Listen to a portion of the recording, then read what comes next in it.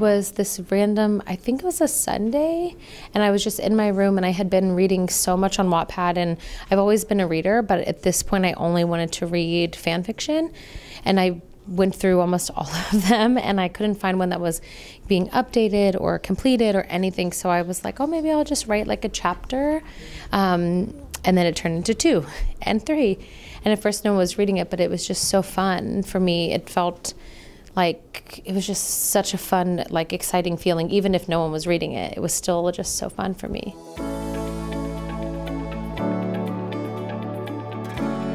I think it's amazing. I think it's complicated to do it correctly, I guess. Like for me, I was with Simon & Schuster in the US for 8 books, and then with Stars I left them and self-published, and I'm so happy that I did that.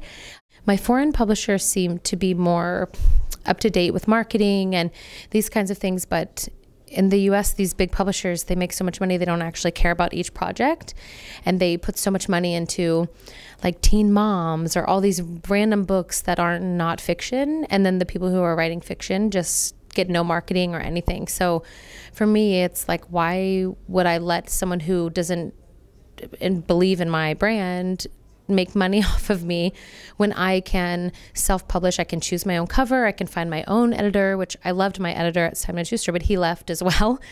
So it made it a lot easier for me. And I still have such a good relationship with my foreign publishers that it felt exciting to go on this new adventure and be in control and create my own marketing and invest in my own business instead of spending my time and investing in someone else.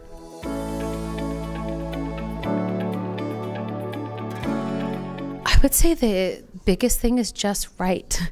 Like, it's so simple, but I think every writer or someone who wants to be a published author that I talk to, they will say, I can't get the words down, or I'm overthinking, or I don't know how to get from this point to this point. And I always say, write now, edit later.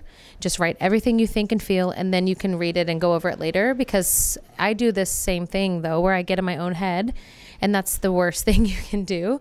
So now I try to just write everything and then read it and edit it later.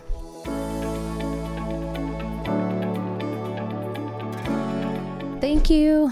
Thank you for supporting me and loving me and continuing to let me live my dream life.